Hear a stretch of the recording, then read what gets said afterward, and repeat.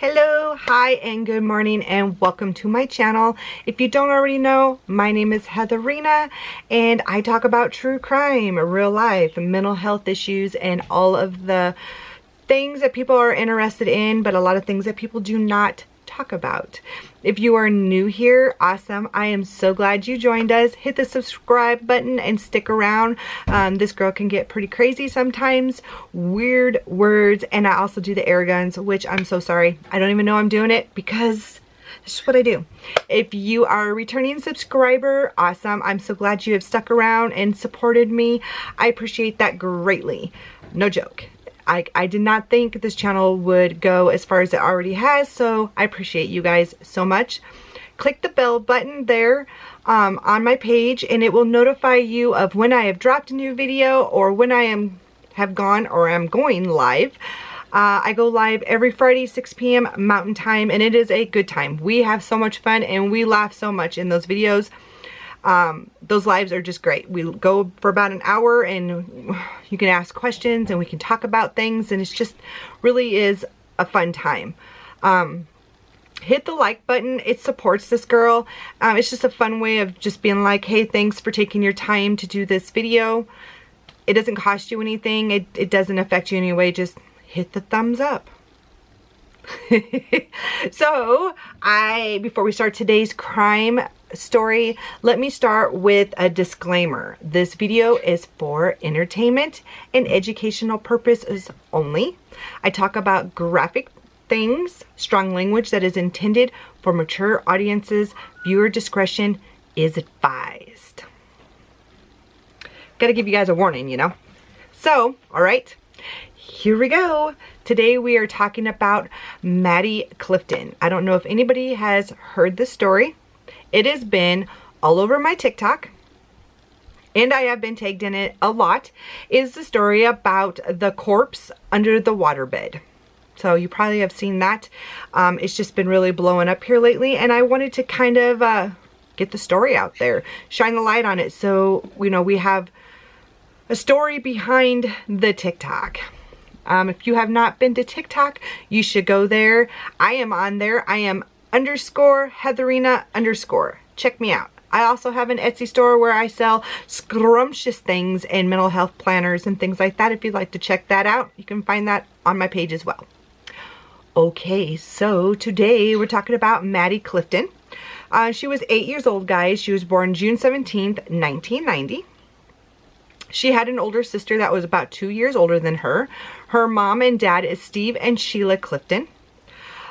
This happened in Jacksonville, Florida. Sorry, a little wiggle there. Little shimmy. So yeah, this happened in Jacksonville, Florida. It's an interesting one for sure, but we're going to talk about it today. So little Maddie, she was quite the tomboy. She loved to go outside and play. She was very dedicated to her music. She used to, you know, play the piano for about 20 minutes every single day. And on this particular day, she did her time on her piano, and she wanted to go outside and play, and her parents were like, of course. The kids in the neighborhood, there was quite a few that were all around the same age, and they used to go outside on the street and play.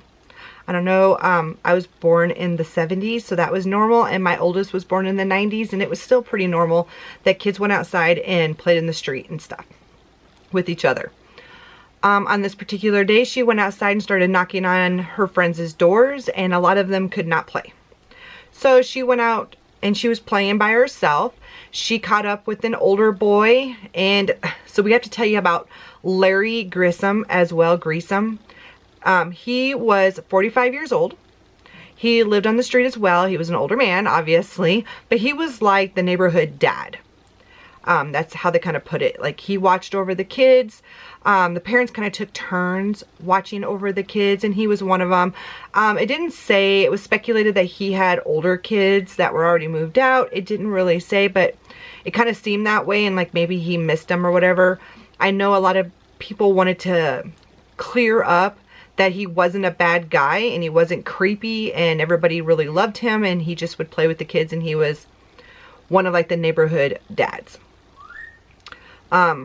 There was a lot of talk about Larry. because he was older and he played with these young kids. Well, on this particular day, they started playing golf, and they were hitting the balls and stuff. And I don't know if the balls ran out or if they just wanted more, but Maddie was like, hey, I think I have some golf balls at my house. And so this older boy and her ran over to her house. Her sister was downstairs practicing on the, I think it was the piano. And so the older boy, he stayed downstairs and talked to her. And Maddie went upstairs and she was looking for the balls, and she was taking quite a long time. So this boy was like, hey, I'll just meet you back there. I want to get back to Larry and I want to play ball, and I'll just meet you back there. So he was just going to meet her back where they were playing. Maddie came down. She couldn't find the balls. She was going to go back and let him know that she couldn't find any. And where they were playing golf was about 3 houses down, so not very far. There's a lot of neighborhood kids, you know. Everybody just got along. There wasn't a lot of problems going on that anybody in the neighborhood knew. So this was about 3 o'clock when she went outside to play. So this is, you know, an hour maybe later. So 5 o'clock rolls around, and Steve and Sheila sent out the older daughter to go look for Maddie. And she gets on her bike and she, you know, is riding around the neighborhood, and she's calling out for her, and she can't find her. So she goes back and she tells her parents, like, hey, I can't find her. You know, I'm screaming for her and I can't find her. So then the parents come outside and they start looking and screaming. And when they realize they can't find her, they start really screaming, and the neighbors and stuff start coming outside. And they kind of participate in screaming and looking around for her and stuff. And of course, Steve and Sheila called the police and made a report. So the police came and they started to look for Maddie as well. And they couldn't find her either. So then they began questioning people in the neighborhood, and everybody was like, I didn't see anything strange. Some people claimed that they had seen Maddie playing, but they didn't see anything else strange in the neighborhood. The last people that Maddie had seen was this older boy, and of course Larry Greasom. So they questioned this older boy and Larry, and both of their stories were exactly the same. There wasn't anything different or anything that made them suspect either one of them. So they started to do a background check on like everybody in the neighborhood, because they're like, she went from the house to 3 houses down. That's not very far. Like, what could happen? And if a stranger came into the neighborhood or anything was like suspicious, you know, people would see this. You know, people would be, somebody would have been like, I seen this, or I seen a strange car, or I seen a strange person, but nobody had seen nothing. So, you know, they're like, it has to be somebody that's in this neighborhood, because, you know, nobody's seen anything. So they did a background check, and it came back that Larry had a past. He had allegations against him for a sexual assault. It was allegations. He was never charged. This was back like 15, 20 years before then. And it was just allegations. There was no charges. And they decided to ask him if he would do a polygraph test. And he was like, sure. So he went in and did a polygraph test, and he failed it. They thought that was really weird that he had failed it, but his story and the older boy's story, all, you know, it coincided. They had no, you know, suspicions. They just didn't understand. And everybody in the neighborhood, you know, still came together. They're still looking for Maddie. They're, you know, across the street lives Steve and Melissa, and they had a son named Josh who had a crush on the older daughter, Maddie's older sister. So he was passing out flyers and stuff as well, you know, asking what was going on, and you know, into things as well. Steve and Melissa were out there as well looking for Maddie. Other neighbors, you know, were passing out flyers, asking people, you know, questions and stuff. They could not find Maddie. They couldn't find her. She was gone, like thin air gone. So this is where the story kind of turns, because we need to speak about Josh Phillips. Josh Phillips was not allowed to play with Maddie or her older sister. This is one of the things that was brought up. He wasn't allowed to play with them because he had told a sexual joke to Maddie and her older sister, and Steve and Sheila were like, yeah, you can't hang around that kid. Like, that's just the way it is. So now he's outside, and everybody knew that he had a crush on the older daughter, you know, like kind of was crushing on her, even though there was quite a age difference between them. You know, Josh was, I think they said he was like 14. And so Maddie was 8, which would have made her sister about 11. So that's kind of an age difference, but nonetheless, he had a crush on her. So I don't laugh because it's funny. I laugh because it's just like this story makes a complete turn. So Josh had birds. He had several birds. And one day Melissa was walking by his room and she was like, man, it really smells like really bad. Stinks like really bad. Like he has not cleaned the bird cage. So she opens the door. She notices that it's pretty stinky and the birds' cages are pretty disgusting. So she's like, you know, mad because he hasn't been cleaning his birds' cages. And he had, I think, like 4 birds. And so she goes in there to clean the bird cages. And while she's cleaning, she notices there's a wet spot on the floor. And she's like, oh man, the worst smell is probably because it's mildew, because I think the waterbed has leaked. So she is now like in full, I'm going to find the leak in this waterbed. She starts like pulling all the sheets, all the blankets and stuff off the bed. And she's looking for this leak. And she pulls up the corner of the bed and she sees that there's tape all over like one of the corners. And she's like, oh, well, he tried to fix this waterbed himself. So she sees that there's a sock there and she starts pulling at it. And the sock is not coming up. And she pulls and she pulls and the sock is not coming loose. She pulls a little harder and it gives a little give, but it's pretty stuck. So she goes to get a flashlight because she's going to see why the sock is so stuck on this tape, or so stuck on the corner of the bed, because it was like stuck on the corner of the bed. So she gets a flashlight, she pulls up the corner of the bed and she's all looking down and she notices that it's like really dark and murky. And she pulls up more and she sees a dead body under the bed. So she lets go. She runs, she runs downstairs. She calls her husband. He doesn't answer. She leaves a frantic message like, you need to call me right now. It's an emergency. She waits for a second to see if he calls back. He does not call back. So she's like, I need to call the cops. Well, she knows that across the street at Steve and Sheila's house, that there's cops that are sitting there with the oldest daughter and hanging out and stuff because they were scared something was going to happen to the oldest daughter. And so the cops would hang out 24/7 over there with the oldest daughter to make sure she was safe, because they were like, it has to be somebody close. Maybe they're like pinpointing this family. So the cops were across the street and they would hang out with the older sister and they would play games and just, you know, watch TV and stuff with her.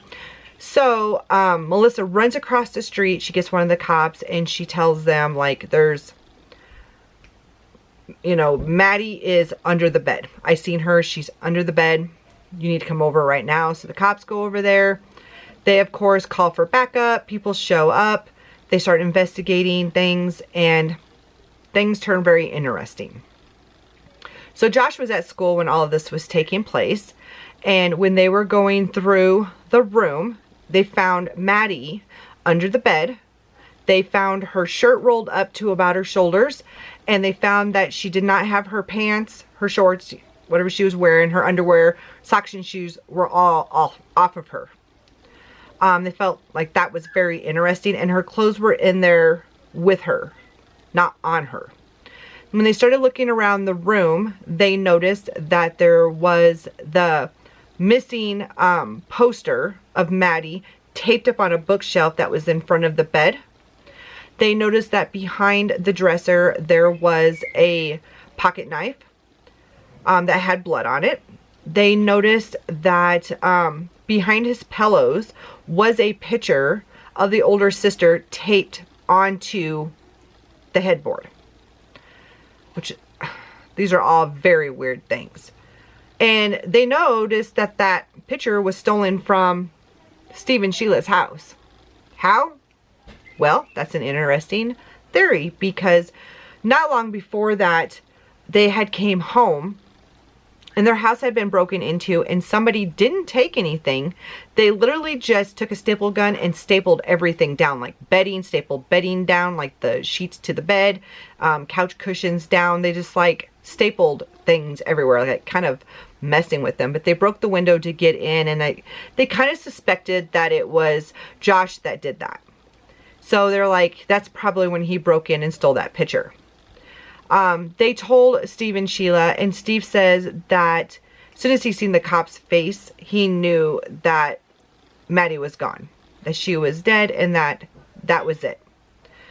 So they went to the school and they arrested Josh and they took him in, and, you know, they asked him, like, what happened? Sorry, my lips are so dry. They were like, what happened? And he was like, okay, so Maddie came over and she asked if I could play, and I was like, no, because my dad was very strict, and from what it said, he was also an alcoholic, and he was very aggressive to the mom and to Josh as well. But he said that his dad would not allow anybody to come over, and he wasn't allowed to go anywhere without asking permission, and his parents were at home, so he had told Maddie no, he couldn't play. He said after a little while, he decided to invite Maddie over into the backyard and that they could play baseball, because that's what Maddie wanted to do. She wanted to play baseball. So they were in the backyard and they were playing baseball. And it said in there that, you know, Maddie was pitching to him. He was hitting the ball and he hit it, and it hit her in the eye. The ball hit her in the eye and she started screaming, and there was blood and it was bruising and swelling, and she started screaming. And he was like, oh my God, I'm not supposed to hang around her because of her parents. I didn't ask my parents if I could hang out with her. You know, she's got to stop screaming. So he tried to muffle, you know, by covering her mouth and stuff and trying to calm her down, and she wouldn't stop screaming. So he took her in the house upstairs to his room, where she continued to cry and scream. And he was getting frustrated and worried that somebody was now this is his story, mind you. He was worried that somebody was going to hear her, so he hit her over the head twice with a baseball bat,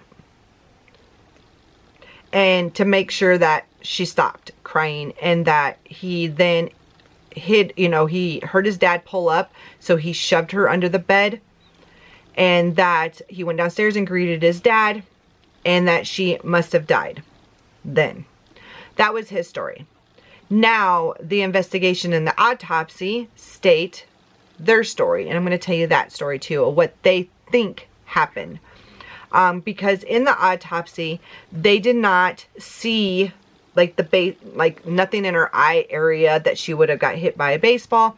They said that they didn't think that happened at all. She did have like choke mark or strangulation mark around her neck, which they said was caused by an extension cord. They said it wasn't enough to kill her. My birds were tweeting. It wasn't enough to kill her, but it was enough to make it hard for her to breathe. They think that he choked her and shoved her under the bed. He thought that she was dead, or that that he choked her and then hit her over the head twice with the baseball bat, shoved her under the bed. That he thought that she was dead. He went down and greeted his dad. When he came back up, he did say that he heard her moaning. So he knew that she wasn't dead, and so they suspect that she was moaning, which means she wasn't dead. He states that's when he hit her with the, hit her with the baseball bat. But then he was like, no, I did it before. So that was kind of here or there. But they suspect that is when he stabbed her. And he stabbed her like twice in the neck. And there were several all over her chest. And some of the examiners said that that was what killed her, was the stabbings. There was one that stated because her hand looked like it was grabbing the side of the bed. Under the bed, it looked like it was grabbing the side of the bed. They speculated that she laid there and suffered quite some time.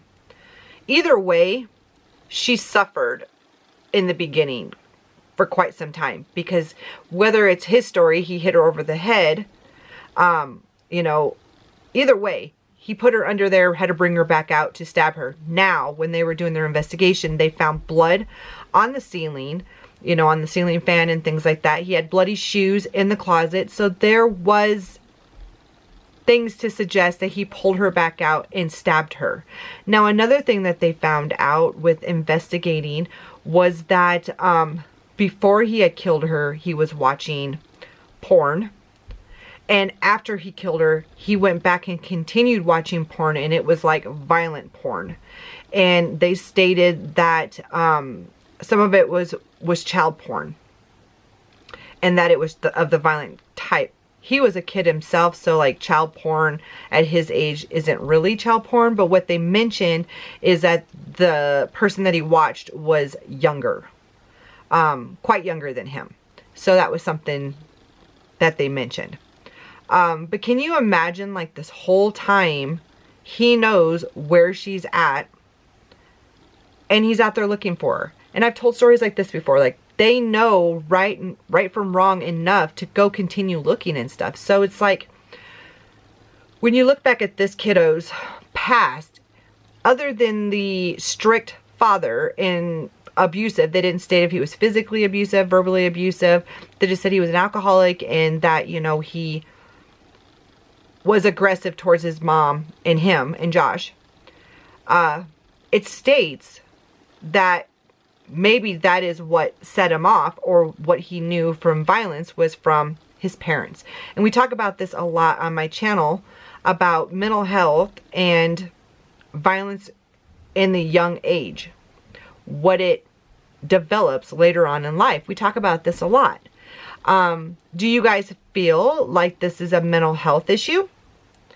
Or do you feel that this is an evil? He was just evil, that he was just had evil in him, or was evil developed in him from abuse from when he was younger. Remember, when we talked before, a lot of abuse comes before 36 months of age, like a very young age. But it has been known that kids older that have been bullied by parents and by other people still tend to have violent tendencies, because they can't research if there was violence before 36 months. That's all they can grasp things on, is like when he was younger, when he was a boy, you know, or when she was a girl, they were bullied, abused, you know, sexually abused or whatever. But we don't know the train of thought before then. So it always makes you wonder, huh? Like, what happened to these kids that made them this way? Can you be born with just evil? Or is evil developed through abuse? That's the question I have for you guys today. What do you guys think about this story? The corpse under the waterbed. It's very popular right now, and I just felt like this needs to be researched and talked about. Anyways, I'm obviously ready for the day. I did that earlier because I made popcorn. And if you're interested, go check it out. It's fun. Popcorn's fun. Popcorn's good. But yeah, no pressure. Go check it out if you want. It's just a fun thing I do because I like to make people happy. And I am doing a contest on TikTok to get free popcorn. But for now, you guys have a good day. Put more good into the world than you take out. Bye, guys.